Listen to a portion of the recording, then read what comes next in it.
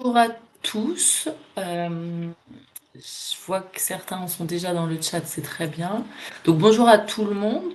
On est donc ensemble pour un petit webinaire sur votre contrat de travail. L'idée de ces 45 minutes ensemble, ça va être qu'on puisse aborder un petit peu les clauses qu'il peut y avoir dans votre contrat, les éléments qu'il y a dans votre contrat, et que vous compreniez un petit peu les engagements que ça représente pour vous.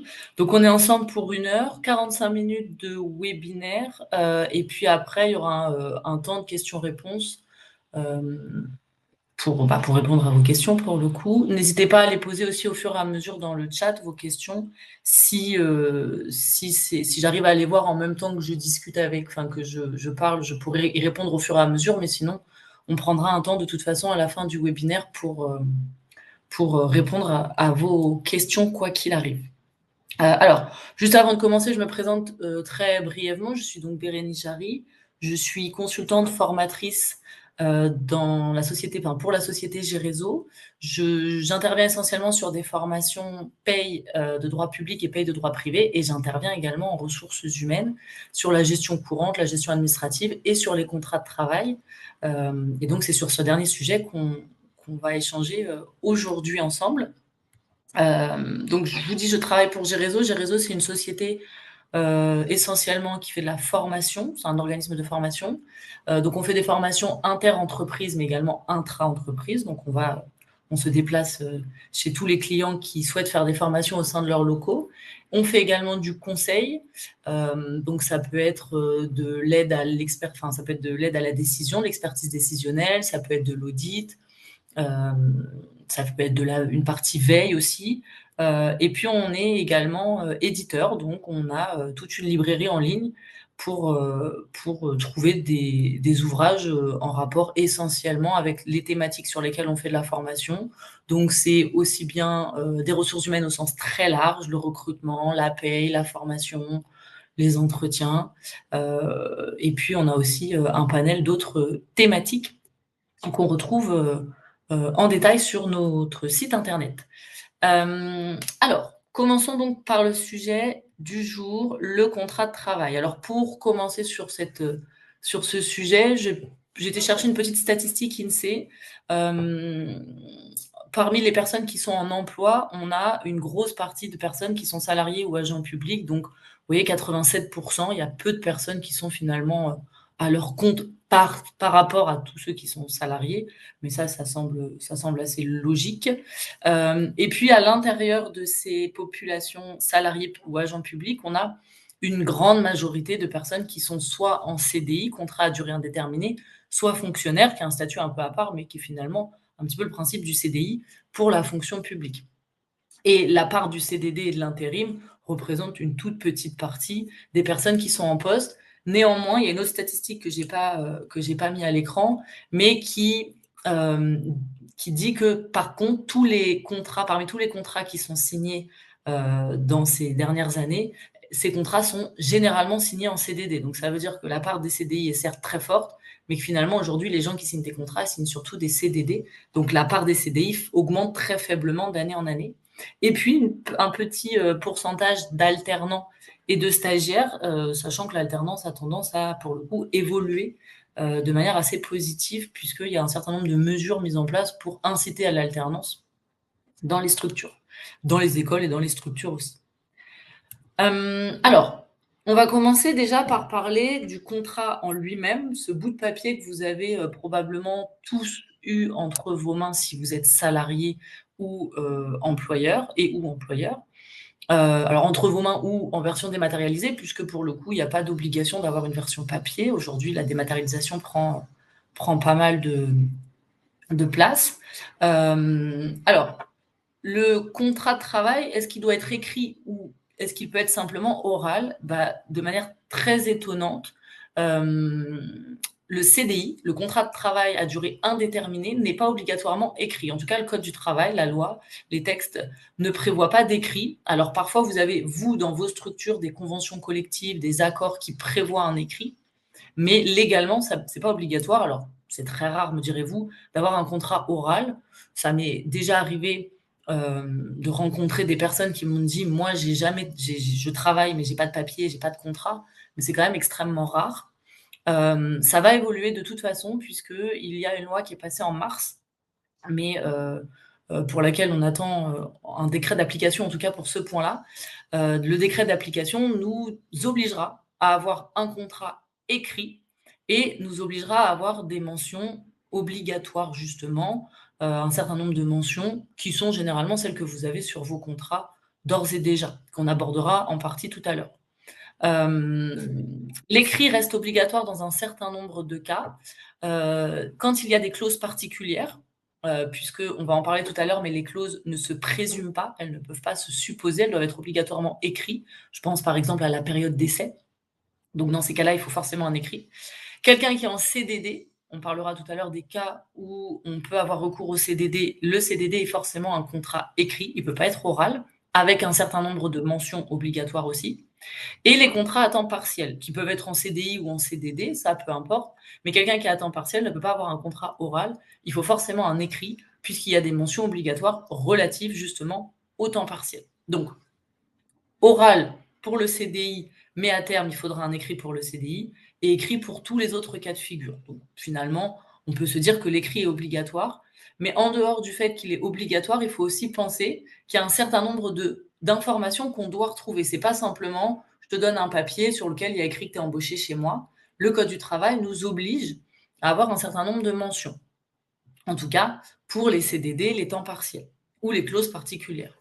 Alors, parmi ces mentions obligatoires, généralement, les employeurs respectent assez bien les mentions qu'on doit y mettre. Et techniquement, s'il manque une mention, on pourrait sanctionner l'employeur, généralement par une amende. Après, il n'y a pas forcément tous les salariés qui vont se manifester s'il manque une information. Donc, si je suis en CDD, sur mon contrat de travail doit être indiqué le motif du CDD. On va en parler juste après, mais on ne peut pas prendre un CDD sans motif. Il faut une justification au recours au contrat de travail à durée déterminée. Donc, il faut que ce soit indiqué sur le contrat. Il faut également indiquer les dates du contrat. Si c'est un CDD, il y a une date de début, comme n'importe quel contrat, et il y a également une date de fin. Soit la date de fin, elle est déjà prévue, on sait à quelle date le contrat va se terminer, soit on parle de termes imprécis, c'est possible aussi, ça veut dire qu'il n'y a pas de date de fin, et dans ce cas, on doit mettre une durée minimale de contrat. Je pense, par exemple, aux contrats de travail à durée déterminée qui sont utilisés pour remplacer quelqu'un. Je ne sais pas encore quand est-ce que la personne, elle revient, parce que c'est quelqu'un qui est en arrêt maladie, par exemple. Et bien, dans ce cas-là, je vais mettre un CDD avec une date qui n'est pas fixe, qui a une mention qui indiquerait le CDD va jusqu'au retour de la personne. Mais dans ce cas-là, il me faut une durée minimale pour que le salarié en CDD puisse se projeter à minima sur une durée de contrat. On retrouve, là, ça vaut et pour les CDD et pour les salariés à temps partiel, et probablement ce sera le cas aussi pour les CDI lorsque le décret paraîtra. On retrouve la qualification, donc la position finalement dans la convention collective. Vous avez des classifications qui sont parfois par groupe, par fonction, par grade, peu importe l'intitulé que ça prend chez vous. Et l'intitulé du poste, ça paraît logique, vous me recrutez pour faire une activité particulière, et ça, il faut bien que ce soit indiqué sur le contrat. Tout comme le salaire, les éléments de rémunération, vous avez un salaire de base, et puis peut-être qu'il y a des primes qui sont intégrées directement dans la rémunération, donc on doit les retrouver dans le contrat de travail. À savoir qu'un temps partiel doit être payé proportionnellement pareil qu'un temps plein, ce qui paraît logique, mais bon, parfois ça vaut le coup de le répéter. Je suis à 80%, je suis payé 80% d'un temps plein. Je ne suis pas pénalisée parce que je suis à temps partiel. Un CDD doit être payé pareil que s'il avait été en CDI. C'est pas parce qu'il est en CDD qu'il est payé moins cher. Sauf exception, par exemple, il ne fait pas exactement les mêmes tâches que quelqu'un qui serait là en CDI. Je remplace quelqu'un, mais je ne remplace pas sur toute sa fiche de poste, par exemple. Quand on est à temps partiel, TP, j'ai mis un acronyme, mais c'est le temps partiel, on doit aussi indiquer dans le contrat de travail la durée du travail. Donc, tu travailles, par exemple, 28 heures. Et la répartition de ce temps partiel. Est-ce que c'est 28 heures avec le mercredi en temps partiel, ce qui est le plus fréquent? Est-ce que c'est 28 heures avec le lundi en temps partiel? Ou est-ce que c'est 28 heures avec je travaille tous les jours, mais je travaille 1 heure de moins chaque jour, par exemple? Donc, on doit indiquer et la durée et les modalités de répartition. Et également, toujours en ce qui concerne cet emploi du temps, finalement, on doit retrouver les cas de modification et le délai de prévenance par l'employeur. C'est-à-dire que l'employeur reste le chef, entre guillemets, et donc il peut à tout moment être amené à modifier la répartition du temps partiel en disant, bon, bah là, exceptionnellement, tu ne pourras pas avoir ton temps partiel le mercredi parce que on a une réunion de prévue. Donc, on décale ton temps partiel du mercredi au, au jeudi, par exemple. Donc ça, c'est possible. Mais il faut un délai de prévenance qui doit aussi être indiqué dans le contrat initial. On doit également retrouver dans le contrat la limite, quand on est à temps partiel, des heures complémentaires que l'on peut effectuer. Heures complémentaires, pour faire très simple, c'est comme des heures sup, des heures supplémentaires, mais pour les temps partiels. Donc on a un maximum autorisé. Je dois retrouver ce maximum dans le contrat. Je ne peux pas être à temps partiel 28 heures et travailler 6 heures de plus toutes les semaines. Ça n'est pas possible. D'autant plus qu'il y a cette limite, mais en plus, il y a la limite de un temps partiel ne doit jamais, jamais, jamais atteindre 35 heures. Donc, la limite qui est prévue dans le contrat permet d'éviter d'atteindre 35 heures. Même ponctuellement, ce n'est pas possible. C'est pour ça que quand on décale le jour de temps, enfin, quand on ne peut pas prendre le temps partiel au jour prévu, on doit le décaler. Les clauses particulières du contrat, on l'a dit, on va y revenir, doivent être indiquées dans le contrat, elles ne se présument pas. La convention collective doit être indiquée dans le contrat également, pour qu'on puisse savoir à quelle convention collective on est rattaché, afin de savoir quelles sont les règles qui sont applicables pour nous. Et pour les CDD, on doit également faire apparaître, et parfois c'est là qu'on zappe un petit peu cette mention, le nom et l'adresse de la caisse de retraite complémentaire et des organismes de prévoyance, mutuelle, prévoyance, applicables dans l'entreprise. Donc, ces mentions-là sont celles obligatoires pour le CDD et ou pour le temps partiel, mais on peut imaginer que le décret pour le CDI reprendra les mêmes mentions. Il faudra juste être vigilant à quand même comparer nos contrats et le décret pour vérifier qu'il ne manque pas une information que le décret aurait sorti, à laquelle on n'avait pas forcément pensé pour l'intégrer dans notre contrat. Alors, justement, les clauses, elles doivent être écrites et il en existe un certain nombre, mais il y en a des plus fréquentes, des plus répandues que d'autres, notamment la période d'essai. La période d'essai, c'est très fréquent qu'on en mette dans les contrats. C'est même à l'inverse très rare qu'on n'en mette pas. Alors, on va distinguer la période d'essai si on est en CDI, si on est en CDD ou si on est intérimaire. Si je suis en CDI, légalement, la période d'essai, elle est fonction de ton statut. Donc, est-ce que tu es employé ouvrier, est-ce que tu es technicien agent de maîtrise ou est-ce que tu es cadre, en faisant référence à la convention collective.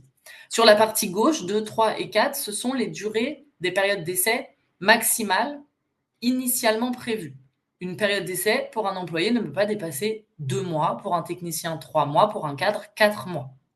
Mais elles sont renouvelables, auquel cas elles peuvent être renouvelées de manière à ce qu'en totalité, elles n'atteignent pas, enfin, elles ne dépassent pas le seuil qui est prévu cette fois-ci sur la partie droite, donc pas plus que 4 mois renouvellement inclus pour les employés, 6 mois un technicien, 8 mois un cadre.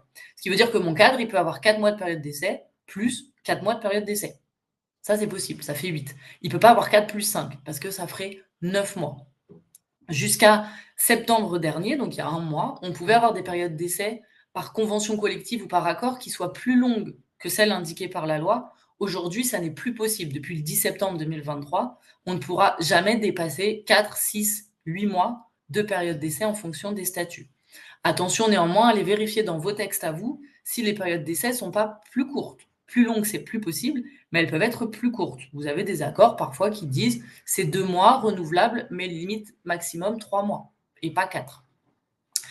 Dernière chose sur la période d'essai du CDI, elle ne peut être renouvelée que si c'est prévu dans le contrat, c'est-à-dire que dans le contrat de travail, il faut bien qu'il y ait écrit période d'essai renouvelable. S'il n'y a pas écrit le mot renouvelable, la période d'essai ne pourra pas être renouvelée. Donc au bout des 2, 3 ou 4 mois, on est obligé de statuer, est-ce qu'on valide la période d'essai ou pas. Et en plus de cela, même si elle est prévue au contrat, il faut demander l'accord du salarié pour le renouvellement de la période d'essai. Donc si au bout des 3 mois de mon technicien, je souhaite renouveler sa période d'essai, j'ai bien fait en sorte que ce soit écrit dans le contrat qu'elle était renouvelable, je dois également lui demander, est-ce que tu es d'accord ou pas pour que ta période d'essai soit renouvelée? Et s'il dit oui, on peut renouveler d'à nouveau 3 mois.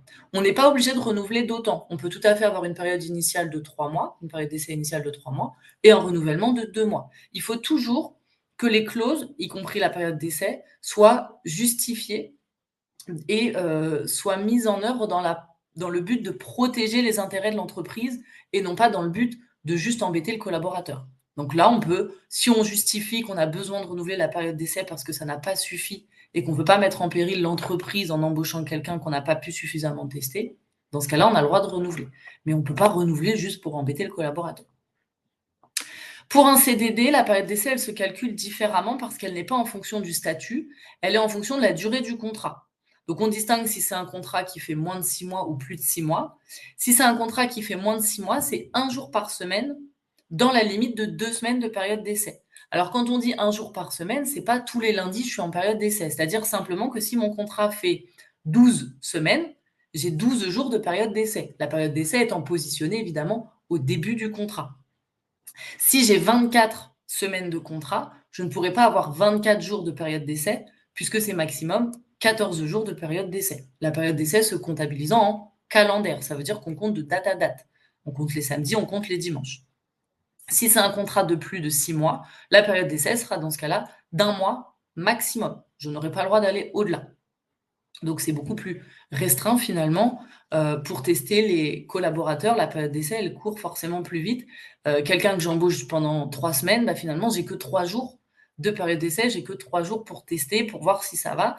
Et dès le 4e jour, bah, je suis engagée jusqu'à la fin, puisque le CDD, on est bien censé aller normalement jusqu'au bout. Et l'intérim, c'est encore différent. Ça dépend aussi de la durée du contrat, 1 mois, 2 mois ou plus de 2 mois. Et dans ce cas-là, ça va être 2 jours, 3 jours ou 5 jours maximum. Donc là, c'est beaucoup plus court, puisqu'on n'a même pas une semaine finalement pour statuer si on s'engage. Donc c'est sûr que si on prend un intérimaire pendant 4 mois, bah, on n'a finalement que 5 jours pour tester la personne et poursuivre la mission d'intérim. Autre clause qu'on retrouve parfois dans les contrats, mais là c'est pas systématique comme peut l'être la période d'essai. La clause d'exclusivité, qui consiste à dire au collaborateur: «Tu ne dois pas travailler pendant la durée de ton contrat dans une autre entreprise». Soit on t'interdit simplement de travailler dans une entreprise concurrente. Par exemple, moi, on me dirait: «Tu ne vas pas travailler dans un organisme de formation pendant que tu es, en poste chez nous». Hem et la clause d'exclusivité, pardon, peut même aller jusqu'à dire: «Tu ne vas pas travailler du tout dans une autre entreprise». Ça, c'est possible, l'employeur, il a en droit de m'interdire d'aller travailler tout court pour une autre structure. Sauf si je suis à temps partiel. Évidemment, à temps partiel, il ne peut pas m'interdire d'aller travailler ailleurs, ce serait un petit peu pénalisant, pour compléter éventuellement mon salaire. Il a le droit de faire ça, alors pour la concurrence, on comprend facilement pourquoi, mais pour aller travailler dans n'importe quelle entreprise, en fait, il a le droit de faire ça parce qu'il veut s'assurer qu'on respecte les durées de travail maximum autorisées par le code du travail et qu'on respecte nos durées de repos. Or, si j'ai plusieurs employeurs, il n'a plus la main pour vérifier que je ne travaille pas trop d'heures par rapport à ce que la loi prévoit. Donc, il est en droit de m'interdire d'aller travailler ailleurs, complètement ailleurs, en tant que salarié. Après ça, je peux me mettre à mon compte, il pourra rien faire. C'est pas tout à fait pareil que la clause de non-concurrence qu'on va aller voir juste après.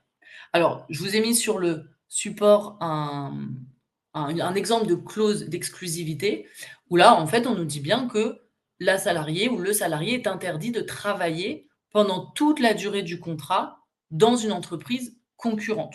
Mais comme je viens de le dire, ça peut être dans toute autre entreprise. La clause de non-concurrence, c'est alors déjà, comme son nom l'indique, je n'ai pas le droit d'aller travailler à la concurrence uniquement. Donc là, pour le coup, une entreprise qui ne serait pas concurrente, ça fonctionne, je peux aller travailler. Et la clause de non-concurrence, contrairement à la clause d'exclusivité, c'est pas pendant le contrat, c'est après la rupture du contrat. Donc, au moment où je la signe, cette clause, je suis en poste, bien évidemment, et on me dit d'ores et déjà que quand j'aurai quitté l'entreprise, peu importe le mode de rupture, donc ça peut être parce que j'ai démissionné, parce qu'on m'a licencié, ou parce que j'ai une rupture conventionnelle, ou même parce que je suis à la retraite, eh bien, on me dit: «Tu n'auras pas le droit d'aller travailler à la concurrence». Et il y a quand même plusieurs conditions pour qu'elle soit valable. Il faut un lieu, un périmètre. On ne peut pas m'interdire de travailler dans une entreprise concurrente dans le monde entier. Donc après, en fonction du secteur d'activité, ça peut être interdit de travailler à la concurrence dans le département ou dans la ville ou dans la région ou en France, si c'est une activité très, très concurrentielle, il nous faut un périmètre, il nous faut des zones. Deuxième obligation dans cette clause, il faut une durée. On ne peut pas m'interdire à vie d'aller travailler à la concurrence. Généralement, on m'interdit pendant 2, 3, 4 ans d'aller travailler dans une activité concurrente. Et en échange, on doit me donner une contrepartie financière. On me limite finalement dans mes choix professionnels en termes de géographie et ou en termes de secteur d'activité. Donc, on doit me donner de l'argent, soit tous les mois, soit au moment de la rupture. Si jamais je trouve du travail ailleurs, dans un autre domaine, on doit quand même me verser l'indemnisation. Ça fait partie du jeu. J'ai signé une clause, je m'engage à ne pas travailler à la concurrence. En échange, on me finance finalement cette contrainte. Un exemple, alors l'idée n'étant pas de tout lire, mais de retenir surtout les points que j'ai mis en rouge, c'est bien une clause donc, qui s'applique au moment de la rupture du contrat, qui engage le salarié à ne pas travailler à la concurrence, si c'est le cas. D'ailleurs, si jamais il fraude et il va travailler à la concurrence et que l'employeur se rend compte, il peut demander le remboursement de l'indemnisation qu'il aura perçue. Dans la clause, on précise bien l'indemnité, le mode de calcul. Est-ce que c'est un pourcentage du salaire? Est-ce que c'est un montant forfaitaire qui tombera tous les mois, une fois par an? La période, la durée d'application finalement de cette clause et le périmètre géographique. Là, dans l'exemple, ce sont des départements, mais comme je vous le disais, ça peut être une ville, ça peut être une région, ça peut être parfois même un pays. Troisième ou quatrième clause, pardon, particulière, la clause de dédit formation. Alors, elle a un nom qui est un petit peu moins parlant que non, concurrence ou exclusivité, mais finalement, le principe est très simple. Une clause de dédit formation, je paye à mon collaborateur une ou des formations relativement coûteuses pour l'employeur. En échange, je demande à ce collaborateur à ce qu'il reste un minimum de temps dans l'entreprise pour que finalement je rentabilise mon investissement. Alors, pour que cette clause soit valable, donc comme toutes les autres clauses, il faut qu'elle soit précisée dans le contrat et donc que le salarié se soit engagé et bien signé pour cette clause. Donc,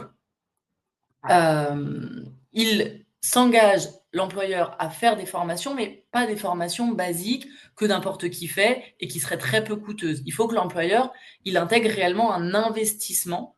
Alors après, il n'y a pas de chiffres dans les textes. C'est pas à partir du moment où la formation, elle coûte 5 000 €, 10 000 €, 20 000 €. Il faut qu'en fait, ça pèse relativement lourd et que ce soit plus que le plan de formation lambda. Et donc, il indique dans le contrat de travail, il va indiquer les formations qui ont été suivies, aux dates auxquelles elles ont eu lieu, et le montant que ça représente. De manière à ce que le salarié, lorsqu'il signe, il sache quel montant ça représente, parce que derrière, il va s'engager à rester un certain temps, et s'il ne respecte pas cette durée d'engagement, il devra rembourser. Et donc, il faut qu'il sache combien il va devoir rembourser. Il faut qu'il le sache, il en ait connaissance au moment de signer son contrat. Donc, on met les formations, les dates et le coût que ça représente. On indique également dans le contrat combien de temps on souhaite que le salarié reste dans l'entreprise. Est-ce qu'on veut qu'il reste 2 ans, 3 ans, 4 ans pour qu'on ait ce retour sur investissement? Il ne faut pas que ce soit abusif non plus. On ne peut pas contraindre le salarié à rester 10 ans dans l'entreprise. Ce serait un petit peu exagéré. Et on indique également dans le contrat les modalités de remboursement de cet investissement si jamais le salarié décide de partir avant la durée d'engagement. Donc, je vous ai mis également un exemple. Donc, on retrouve une clause avec les dates de formation, les formations, le coût que ça représente. Là, dans l'exemple, on demande au salarié de rester au moins 3 ans dans l'entreprise. Très bien, 3 ans, c'est généralement la moyenne, 2, 3, 4, 5 ans, ça commence à faire beaucoup. Et puis, on met les modalités de remboursement, ce qu'on peut voir tout en bas de l'exemple. Là, l'entreprise a décidé qu'il y avait un remboursement différent en fonction de si le salarié partait les 2 premières années ou bien la dernière année. L'entreprise dit, moi, je veux que tu me rembourses la formation. L'entreprise pourrait très bien dire, je veux aussi que tu me rembourses les frais de déplacement que ça a engendré. Par contre, l'entreprise a interdiction de demander remboursement des salaires perçus pendant la durée de cette clause, ce qui paraît quelque part relativement logique. L'entreprise, donc, voilà, demande un retour sur investissement. Donc, ça peut être intéressant quand vous vous rendez compte, si vous êtes employeur, que vous allez financer une formation relativement coûteuse et vous dites: «Bon, là, j'aimerais quand même pas perdre cette personne». Sachant que les clauses dont on est en train de parler, hormis la période d'essai qui est forcément à l'embauche, les autres clauses peuvent être intégrées à tout moment dans le contrat. On verra tout à l'heure, on parlera de la modification du contrat, mais ça peut être en cours de carrière. Dernière clause majeure, dans le contrat de travail, c'est la clause de mobilité. La clause de mobilité, le salarié, lorsqu'il la signe, il s'engage à ce qu'un jour, mais on ne sait pas quand, on lui demandera peut-être d'aller travailler ailleurs et il devra accepter parce qu'il aura signé la clause. Quelqu'un qui n'a pas de clause de mobilité, on ne peut pas lui demander du jour au lendemain d'aller travailler à l'autre bout de la France. Quelqu'un qui a cette clause, il ne pourra pas refuser.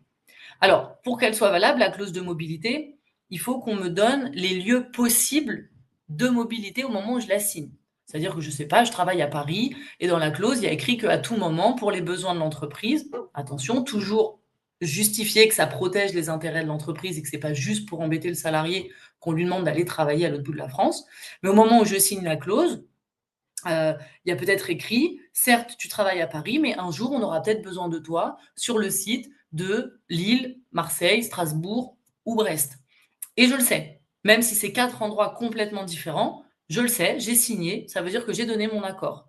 Et peut-être, dans ce cas-là, qu'à un moment donné dans ma carrière, l'employeur dira, eh ben voilà, ça y est, on est arrivé au jour nécessaire où on a besoin que tu ailles travailler à Brest. Et le salarié ne peut pas refuser. Alors, il y a un délai de prévenance, évidemment. C'est pas du jour au lendemain qu'on va lui dire, tu pars, tu déménages. Alors, il peut refuser dans quelques cas, notamment s'il invoque des motifs impérieux en termes de vie familiale, vie personnelle. Mais attention, les juges ne sont pas toujours hyper cléments lorsqu'il y a des litiges à ce sujet, mais parce qu'on s'est engagé. Voilà, on le sait à un instant T. Ce n'est pas d'ailleurs forcément une ville qui est précisée dans le contrat, ça peut tout à fait être une zone. Tu vas être à tout moment amené à aller travailler dans le quart nord-ouest de la France. Parce que l'entreprise, ils ont un secteur géographique où ils découpent la France en 4 et il y a le quart nord-ouest. C'est suffisamment précis pour les tribunaux. Enfin, les tribunaux là-dessus, pour eux, c'est suffisamment précis. Je ne peux pas, par contre, dire tu iras travailler quelque part en France. Ça, c'est pas suffisamment précis. Ce qui paraît logique, quelque part. Donc voilà. C'est pas tout à fait pareil que des déplacements professionnels, où là, je suis bien rattachée toujours à Paris, mais à tout moment, je peux être amenée à me déplacer chez un client ou sur un autre site, mais de manière ponctuelle. La clause de mobilité, c'est vraiment on change, on modifie mon lieu de travail, mon lieu de rattachement. Donc là, c'est un exemple, pareil, où donc une clause dans laquelle le salarié s'engage à accepter un changement de lieu de travail sans que ça constitue une modification du contrat avec un périmètre. Et si le salarié refuse, c'est donc constitutif d'une faute pour laquelle il pourra être sanctionné. Alors, justement, on a abordé rapidement à l'instant la notion de modification de contrat. Est-ce que l'employeur peut, comme il le souhaite, modifier mon contrat de travail et ce qu'il y a dedans? Ben, ça dépend. Ça dépend de ce qu'il souhaite modifier. On a distingué les éléments essentiels des éléments non essentiels. Quand ce sont des éléments essentiels du contrat, et on va voir ce que c'est juste après, le salarié doit obligatoirement donner son accord pour que l'employeur fasse la modification. Et donc, dans ce cas-là, on va signer un avenant au contrat de travail. Le salarié peut refuser parce qu'on est sur un élément essentiel du contrat, il a le droit de dire non et l'employeur ne pourra pas lui imposer ni le sanctionner au motif que c'est une faute. À l'inverse, quand ce sont des éléments non essentiels du contrat, on parle de simple adaptation des conditions de travail, le salarié est obligé d'accepter et son refus peut être assimilé à une faute, enfin serait assimilé à une faute et peut même être motif de licenciement en fonction de ce qu'il a refusé et de l'impact que ça peut avoir pour l'entreprise. Alors qu'est-ce que c'est essentiel, pas essentiel? Je vous ai mis quelques exemples. La durée du travail, je suis à 35 heures, mon employeur veut que je passe à 28 heures. Bah, c'est un élément essentiel. Il ne peut pas me l'imposer. Et si je refuse, il ne peut pas dire que c'est une faute. Le salaire, il faut l'accord du collaborateur pour modifier son salaire. Alors, à la baisse, ça paraît logique, mais techniquement, même si c'est peu fait, quand il y a des augmentations de salaire, il faut demander l'accord du collaborateur.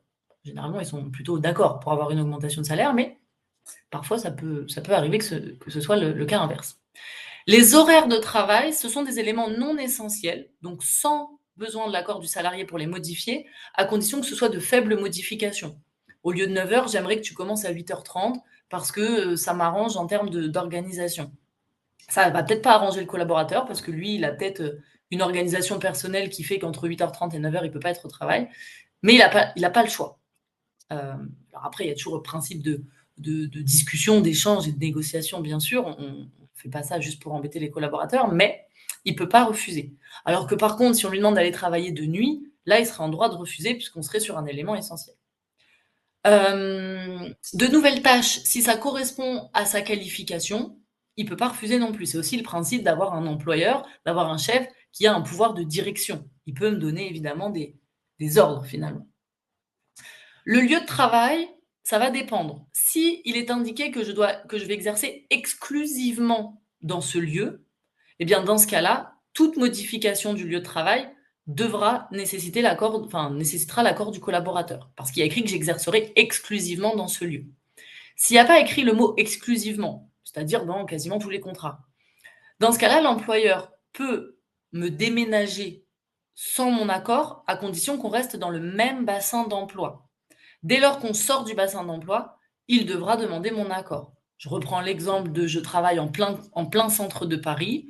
L'entreprise déménage, je ne sais pas moi, en banlieue parisienne, mais très proche Paris, je peux citer n'importe quelle ville. Il n'a pas besoin de demander mon accord, je serai obligée d'accepter, parce qu'on est dans le même bassin d'emploi. Alors que peut-être ça ne va pas du tout m'arranger d'aller travailler même d'un arrondissement à un autre, ce n'est pas du tout sur la même ligne, mais il n'a pas besoin de demander mon accord. En revanche, ce qui arrive déjà, ça vous est peut-être déjà arrivé à titre personnel, d'avoir un déménagement de site, d'une rue à une autre, d'un quartier à un autre. En revanche, s'il me demande d'aller travailler à l'autre bout de la France et que je n'ai pas de clause de mobilité dans mon contrat, il sera obligé de demander mon accord, bien évidemment. Si je refuse d'aller travailler à Perpignan, il ne pourra pas dire que c'est une faute. J'ai le droit de refuser d'aller travailler à Perpignan. Sauf si j'ai une clause de mobilité dans mon contrat dans laquelle j'avais signé comme quoi j'acceptais d'aller à Perpignan, bien sûr. Et toutes les clauses du contrat, elles peuvent être insérées, comme je le disais, à tout moment de la carrière, mais avec l'accord du collaborateur.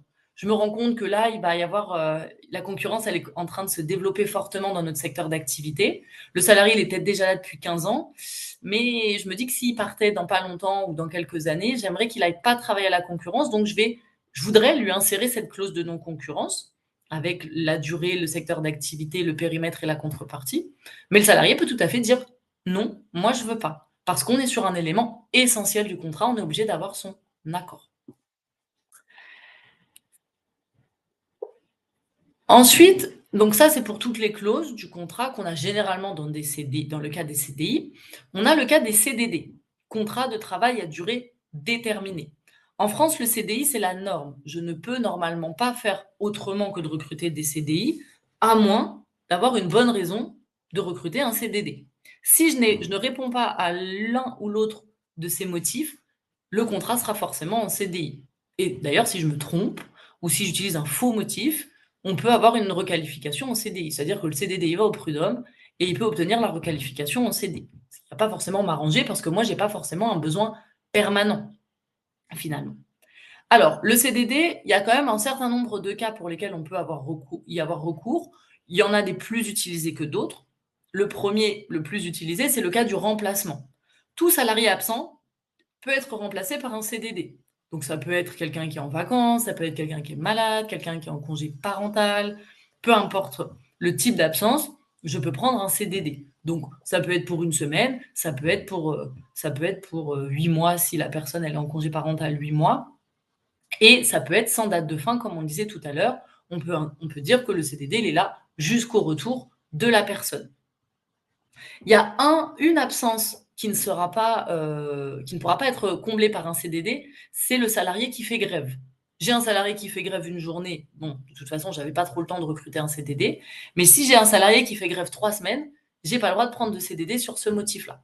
Donc, je peux prendre sur d'autres motifs, mais pas sur le motif de salarié gréviste. Donc, sinon, tout type d'absence peut être comblé par un CDD. Le deuxième motif le plus utilisé, c'est le CDD d'accroissement temporaire d'activité. Accroissement temporaire d'activité, ça veut dire que mon activité, pendant une période déterminée, elle va subir une grosse hausse, une charge plus importante d'activité, mais il faut que ce soit temporaire. cet accroissement. L'inspecteur du travail est en droit de vous demander des preuves, des chiffres, de production, de chiffre d'affaires, pour qu'il soit bien sûr que cet accroissement, il était que sur la période où vous avez le CDD et qu'il n'est pas en permanence, parce que si c'est un accroissement qui est permanent, c'est un CDI que vous devriez recruter. Donc accroissement temporaire. Il faut normalement dans le contrat indiquer pour quel motif on a un accroissement temporaire. Je sais pas, on peut imaginer que dans certaines boutiques, il y a des accroissements temporaires quand c'est les soldes ou quand c'est Noël dans certains secteurs d'activité. Donc il faut dire accroissement temporaire lié à Noël.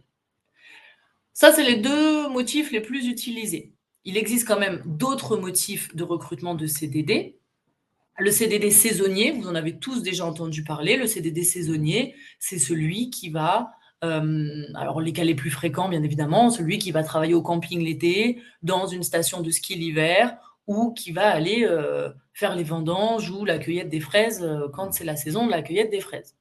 En fait, la notion de saisonnier, c'est lorsque c'est une activité qui est amenée à se répéter tous les ans à la même période et qui est liée généralement donc aux saisons, l'été, l'hiver, essentiellement. Si c'est un camping qui est ouvert toute l'année de janvier à décembre, c'est pas du saisonnier. D'accord? Le saisonnier, ça va être plutôt pour si l'été, il y a une piscine extérieure qui n'est pas là l'hiver, là, ok. On aurait un accroissement temporaire parce qu'on a besoin de plus de monde l'été. CDD d'usage, là, ce sont des secteurs d'activité très précis qui sont énumérés dans le Code du travail, qui ont le droit d'avoir recours à ce type de CDD.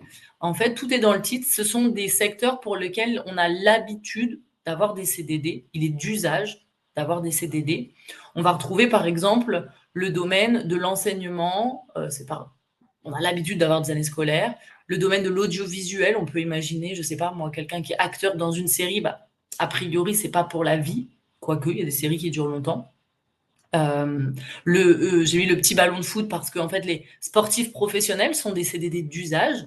Ils sont là pour la saison, renouvelable ou pas, mais ce sont des CDD d'usage. On a également la thématique politique de l'emploi. Ça, ce sont les types de CDD qui ont été mis en place par le gouvernement pour aider à l'emploi certaines populations. On va retrouver les alternants, qui sont des CDD, bien qu'on peut avoir des CDI, des contrats de professionnalisation en CDI, mais généralement, c'est des CDD. Vos alternants, ils ont bien une date de début, une date de fin. On va retrouver les CDD seniors. C'est la possibilité pour un employeur de recruter quelqu'un simplement au motif qu'il a plus de 57 ans et qu'il est demandeur d'emploi depuis au moins 3 mois. Donc ça peut être intéressant quand on n'est pas vraiment dans du remplacement ou de l'accroissement d'activité. On va retrouver également les contrats doctoraux. Les personnes qui font des thèses et qui font de la recherche, ils ont un CDD particulier. On va retrouver les contrats d'accompagnement qui anciennement s'appelaient CUI-CAE, qu'on appelle aujourd'hui les parcours emploi compétences, qui sont donc également dans cette notion de politique de l'emploi. Et puis, on a également des CDD de chantier qu'on appelle plus réglementairement des CDD à objet défini, qui sont là pour recruter alors uniquement des cadres ou des ingénieurs dans le cadre de missions prévues, précises. Donc ça va être par exemple, j'ai besoin d'un ingénieur sur un chantier. Donc le temps du chantier, il est là. Mais dès que le chantier est terminé, il s'en va. On est donc bien sur un contrat à durée déterminée. Je n'ai pas un besoin permanent sur le poste, tout simplement. Donc voilà, pour nos différents types de CDD. La durée du CDD, puisque c'est un contrat à durée déterminée, globalement, de manière générale, on peut dire qu'un CDD, c'est maximum 18 mois ou 2 renouvellements. Si j'ai atteint l'un ou l'autre de ces seuils, je ne dois plus continuer de CDD. Donc si j'ai atteint les 2 renouvellements, mais que ça fait en tout que 9 mois, c'est trop tard. Si j'ai atteint 18 mois, mais que j'ai fait qu'un renouvellement, c'est trop aussi. On ne pourra jamais faire plus que 18 mois, que j'ai atteint les 2 renouvellements ou pas, ou on ne pourra jamais faire plus que 2 renouvellements, que j'ai atteint les 18 mois ou pas. Alors, à quoi il sert ce seuil maximum? C'est parce que derrière, on a un délai de carence. On doit respecter une pause. Alors, ça, c'est le délai le plus fréquent, 18 mois, 2 avenants. Il y a des cas particuliers parmi les motifs de CDD que j'ai pu citer tout à l'heure, où on peut aller parfois jusqu'à 24, voire 36 mois Mais pour ce qui est du remplacement ou de l'accroissement d'activité, qui sont les 2 motifs les plus utilisés, les plus fréquents, les plus connus, le maximum, c'est bien 18 mois et 2 renouvellements. Donc une fois qu'on a atteint l'un ou l'autre de ces 2 seuils, on doit respecter une pause, un délai dit de carence, qui correspond à 1/3 de la durée totale des contrats qu'on vient de faire, qui viennent de se terminer. Donc si j'ai quelqu'un qui a été là 3 mois, 3 mois, 3 mois, on a bien fait 2 renouvellements, on a bien atteint donc le seuil des 2 renouvellements, même si on n'a pas atteint le seuil des 18 mois.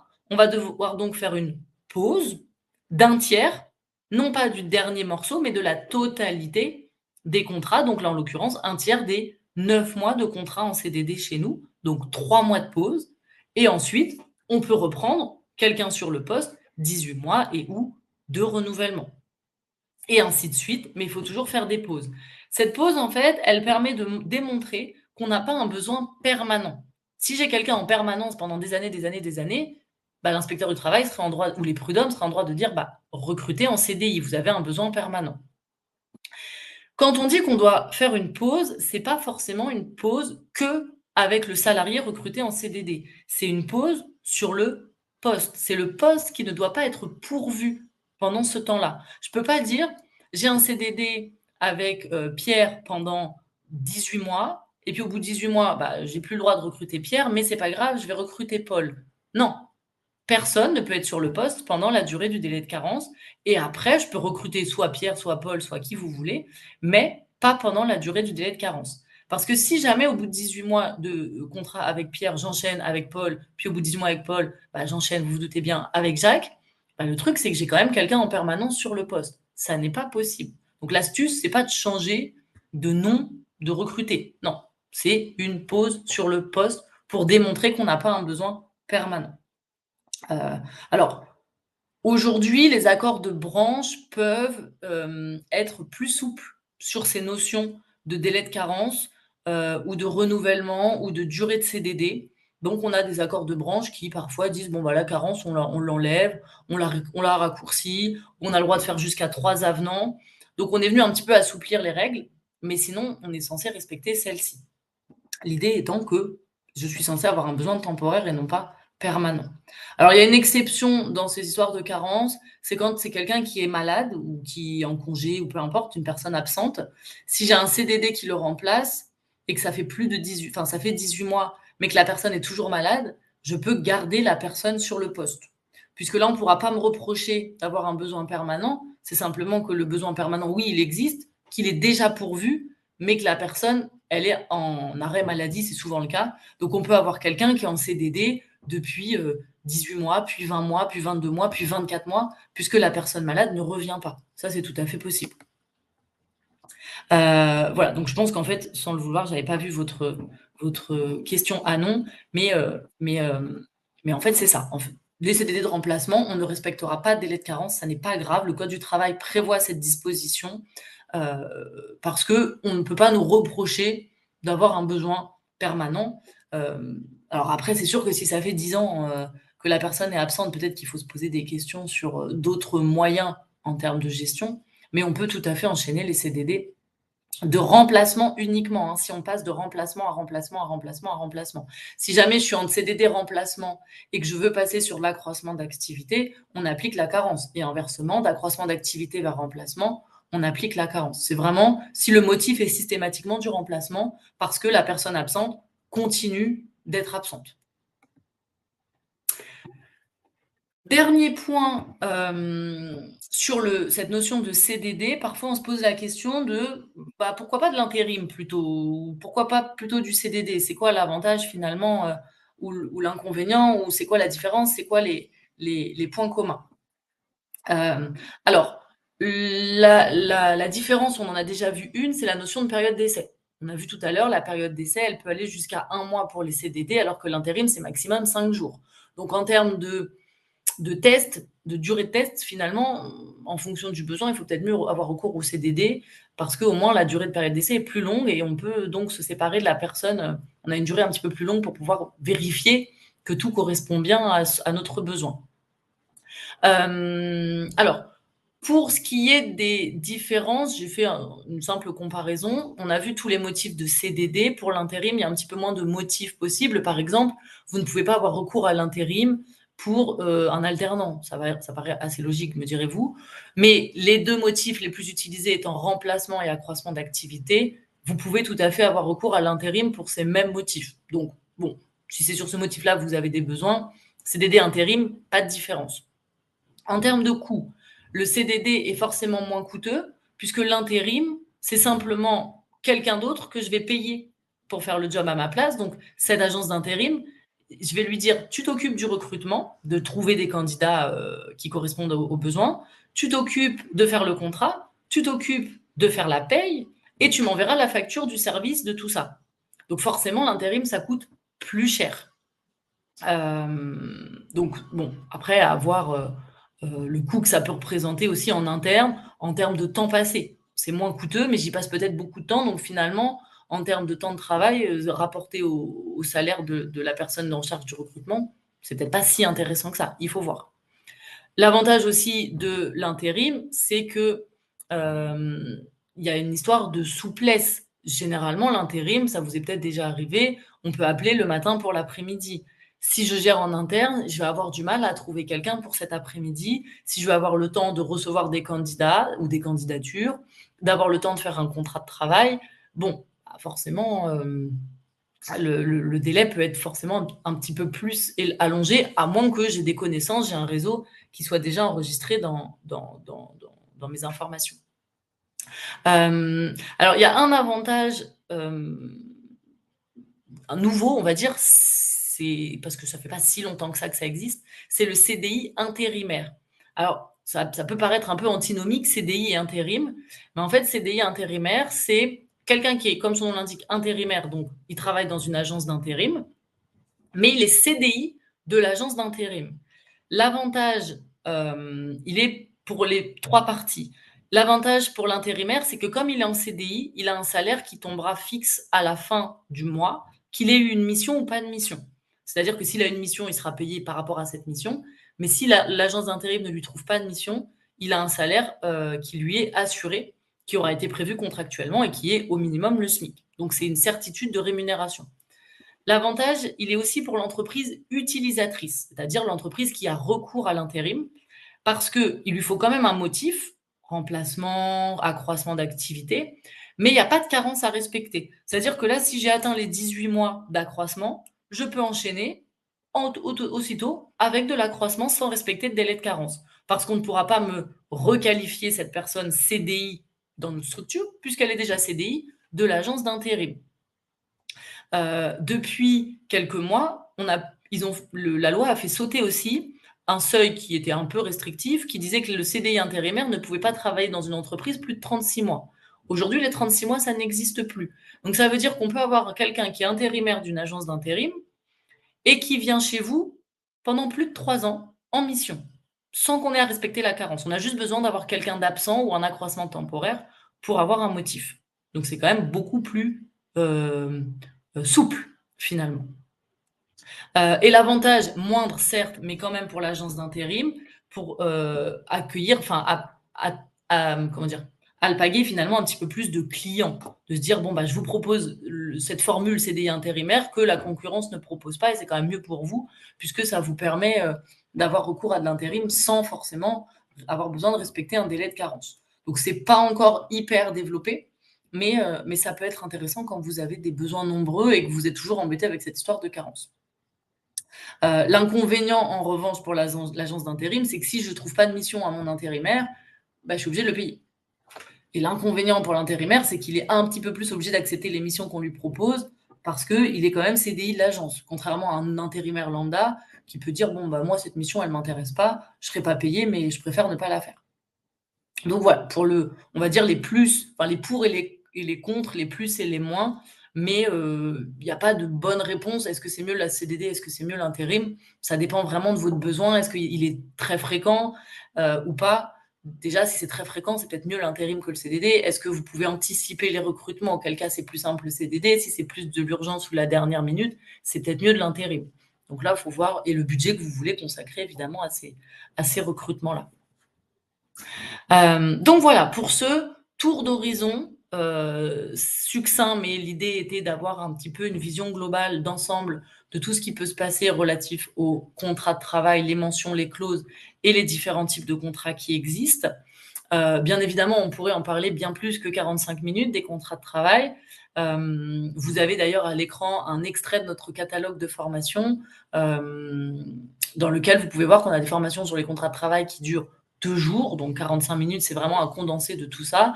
Si vous êtes concerné, surtout par le CDD ou l'intérim, on a une formation qui ne dure qu'une journée, qui permet d'avoir vraiment un focus sur ces 2 contrats très particuliers. Si vous, c'est plutôt l'alternance que vous souhaitez développer ou mieux gérer, on a aussi des formations sur l'alternance, sur la rupture du contrat, mais après, voilà, là, c'est vraiment juste un extrait. Vous avez le lien, d'ailleurs, qui est sur le support, puisque le support, vous pourrez le télécharger sur la plateforme si vous souhaitez l'avoir avec vous. Donc voilà, vous pourrez aller voir sur le site de Gérézo, même en direct, hein, en tapant sur Google. Vous avez toutes nos formations qui ne sont pas que sur les contrats de travail. Si d'autres sujets vous intéressent, ça peut aussi bien être la durée du travail, euh, ça peut aussi bien être la paie, ça peut aussi bien être le recrutement ou la formation, comme je l'ai dit euh, en introduction. Et vous pouvez d'ailleurs également, j'en profite, nous rejoindre sur LinkedIn. Vous tapez tout simplement J'ai réseau sur LinkedIn ou vous scannez le QR code qui est sur le support pour avoir nos actualités au fil de l'eau, ou les articles qu'on peut publier sur des actus, ou les webinaires qu'on anime sur généralement les actus aussi. Alors, il nous reste un petit temps, si vous le souhaitez, pour poser vos questions sur ce que j'ai pu aborder ou sur des éléments peut-être pour lesquels je ne suis pas rentrée dans le détail. J'ai vu effectivement une question d'Estelle sur le CDD multi-remplacement qui a été mis à titre d'expérimentation, qui a été renouvelé d'ailleurs il n'y a pas très longtemps, avec l'avantage de ne faire qu'un seul contrat pour remplacer plusieurs personnes, pour éviter de sans arrêt faire des nouveaux contrats parce que vous êtes parfois dans des secteurs d'activité où on a besoin de quelqu'un une journée le mercredi, mais finalement jeudi c'est quelqu'un d'autre qui est absent, puis vendredi c'est quelqu'un d'autre et ainsi de suite. Donc on peut faire du CDD multi-remplacement, un seul contrat qui remplace plusieurs personnes, mais pour l'instant c'est pas disponible, si on peut le dire comme ça, c'est pas disponible dans tous les secteurs d'activité. Un des secteurs qui l'utilise le plus, je crois que c'est le secteur du service à la personne, ou je sais plus exactement l'intitulé du secteur, comment il est donné, mais pour l'instant, il faut être vigilant en fonction du secteur d'activité dans lequel vous êtes. C'est pas encore autorisé. Alors, on a dit, on n'a pas besoin de respecter la carence de toute façon, mais pour l'instant, si on n'est pas dans ces secteurs qui autorisent le CDD multi-remplacement, bah, il faut s'embêter à faire des contrats à chaque absence finalement. Donc ça qui est un petit peu plus, qui est un petit peu plus embêtant. Et pour ce qui est de la clause d'exclusivité, alors la loi DADU, qui est d'ailleurs celle qui a aussi introduit le fait qu'il y ait un CDI forcément écrit, même si on attend le décret d'application. J'ai pas mémoire que la clause d'exclusivité ait été supprimée par la loi DADU. La seule chose, c'est qu'elle est interdite pour les temps partiels. La clause d'exclusivité, je rappelle, celle qui m'interdit d'aller travailler dans une autre entreprise concurrente ou dans toute autre entreprise. Mais à ma connaissance, elle peut encore exister dans les contrats, donc de manière plus ou moins stricte, évidemment, en fonction de ce qui est indiqué. Mais la loi DADU n'est pas venue la contraindre, cette clause. Voilà, je crois que pour les questions, c'est tout ce que j'avais. Si vous avez d'autres questions, surtout n'hésitez pas sur les contrats, sur les clauses, sur les motifs. Si vous avez des interrogations sur ce que vous pouvez avoir.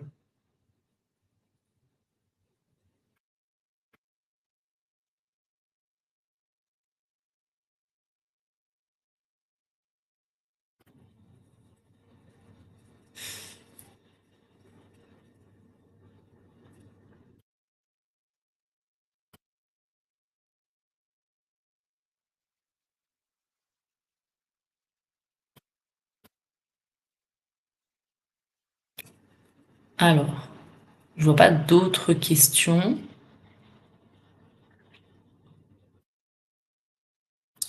S'il n'y a pas d'autres questions, je vais vous laisser pour aujourd'hui. Le support est donc téléchargeable et heu et les formations disponibles sur notre catalogue si besoin. Je vous souhaite donc une bonne fin d'après-midi et puis peut-être à bientôt sur d'autres webinaires ou sur d'autres formations.